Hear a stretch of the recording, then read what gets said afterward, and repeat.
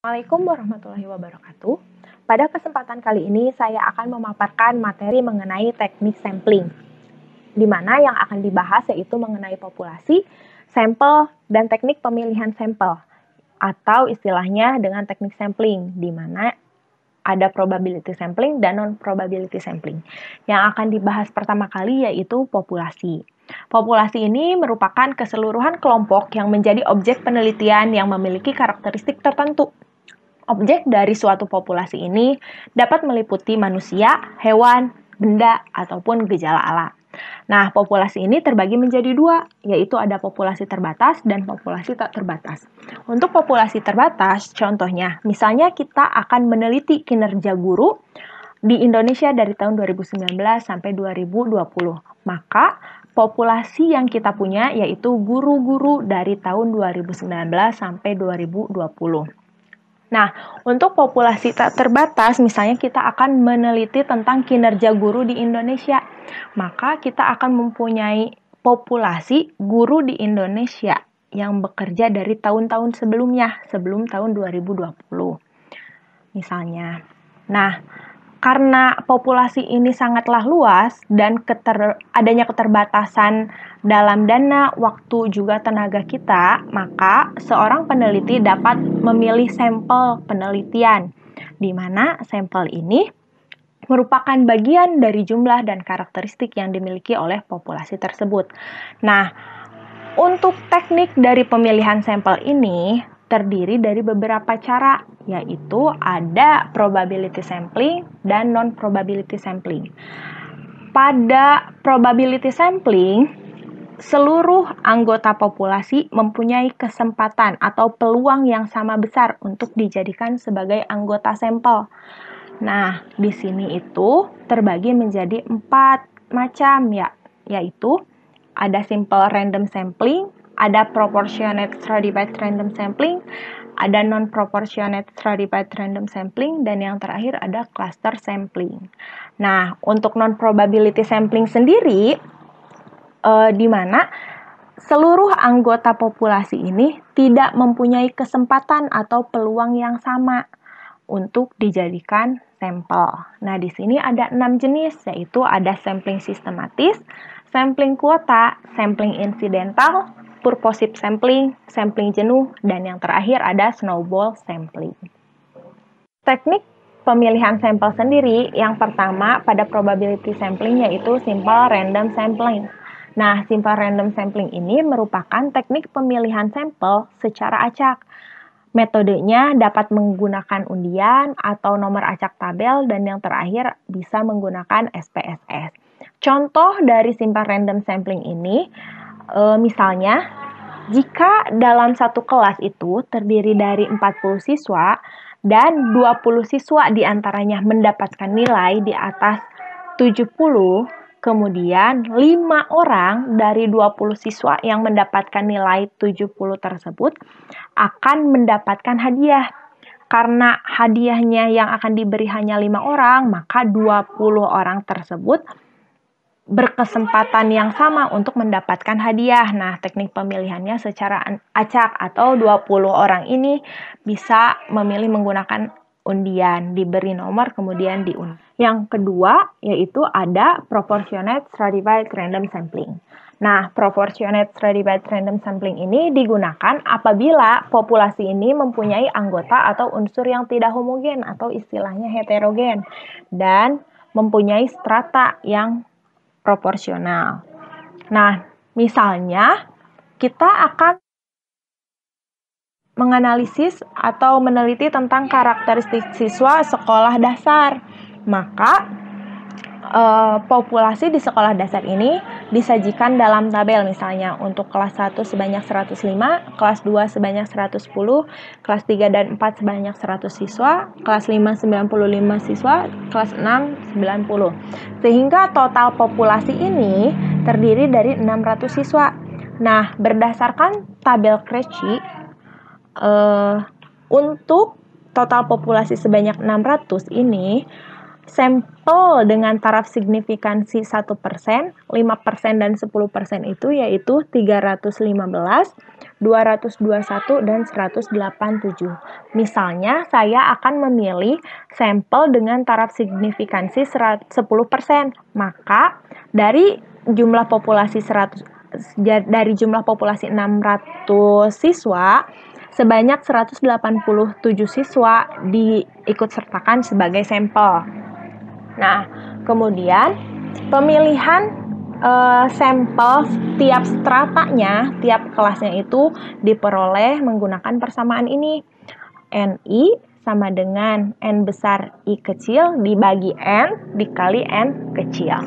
Di mana N besar I kecil ini merupakan populasi pada tiap strata atau di kelas yang diminta, dibagi N besar itu total keseluruhan populasi, jumlah total populasi dikali N kecil. N kecil ini total keseluruhan sampel. Sehingga setelah diperoleh dengan persamaan ini, diperolehlah sampel dari penelitian, yaitu untuk kelas 1 banyak siswa yang diikutsertakan yaitu sebanyak 33. Hal ini tuh diperoleh dari 105 siswa dibagi dengan 600 siswa dikali dengan 187 siswa. Nah, sehingga diperolehlah 33 siswa. Selanjutnya untuk kelas 2 diperoleh 35 siswa, kelas 3 32, kelas 4 32, kelas 5 30, dan kelas 6 29. Total sampel yang diambil yaitu berjumlah 191. Nah, selanjutnya yang ketiga ada non-proportionate stratified random sampling. Nah, teknik pemilihan sampel ini hampir sama dengan proportionate stratified random sampling. Bedanya di sini populasi berstrata tetapi kurang proporsional. Misalnya disajikan data seperti ini. Masih dengan hal yang sama, kita akan meneliti tentang karakteristik siswa di sekolah dasar dengan jumlah siswa atau banyak siswa seperti ini, seperti pada tabel. Nah, dengan cara yang sama dan perolehan yang sama akan diperoleh sampel sebanyak ini. Nah, sampel penelitiannya untuk kelas 1 sebanyak 38, untuk kelas 2 untuk kelas 2 41, untuk kelas 3 47, untuk kelas 4 32, dan untuk kelas 5 29. Nah, untuk kelas 6 sendiri sebenarnya setelah dihitung dengan cara yang tadi, banyak siswa yang harusnya diikutsertakan itu sebanyak 4 orang. Namun karena jumlahnya kurang proporsional dengan anggota-anggota lain, sehingga keseluruhan dari sampel dari populasi di kelas 6 itu harus diikutsertakan. Nah, selanjutnya yang keempat ada cluster sampling. Nah, cluster sampling ini digunakan untuk menentukan sampel bila objek yang akan diteliti datanya sangat luas. Misalnya, ketika kita akan meneliti siswa SMA negeri di kota Tasikmalaya misalnya. Kan di SMA negeri yang ada di kota Tasikmalaya itu terdapat 10 sekolah misalkan. Terdapat 10 sekolah negeri. Nah, kemudian kita menentukan area yang akan diteliti. Maka misalnya kita meneliti Kecamatan Indihiang. Nah, maka hasil sampel yang digunakan pada penelitian itu merupakan siswa SMA negeri yang terdapat di Kecamatan Indihiang, di mana di Kecamatan Indihiang itu terdapat SMA Negeri 2 Tasikmalaya. Maka dapat memilih siswa SMA Negeri 2 Kota Tasikmalaya. Kemudian selanjutnya teknik pemilihan sampel non-probability sampling. Yang pertama yaitu sampling sistematis. Teknik pemilihan sampel menggunakan sampling sistematis ini berdasarkan urutan dari anggota populasi yang telah diberi nomor urut. Misalnya ketika kita akan melakukan penelitian terhadap penguasaan konsep siswa pada materi fluida dengan jumlah populasi sebanyak 50 orang, masing-masing anggota populasi diberi nomor urut dari 1 sampai 50. Kemudian, teknik pemilihan sampelnya kita dapat menentukan boleh dengan nomor ganjil saja atau nomor genapnya saja, atau seperti yang saya ambil yaitu dengan nomor dengan kelipatan 3. Maka diperoleh sampel penelitian dengan angka-angka 3, 6, 9, 12, dan seterusnya. Selanjutnya ada sampling kuota. Nah, teknik pemilihan menggunakan sampling kuota ini dengan menentukan sampel yang mempunyai ciri-ciri tertentu hingga jumlah yang diinginkan terpenuhi. Misalnya, ketika kita akan melakukan penelitian mengenai siswa yang mengikuti ekstrakurikuler pramuka. Nah, jumlah atau kuota yang diinginkan itu sebanyak 100 orang atau 100 siswa.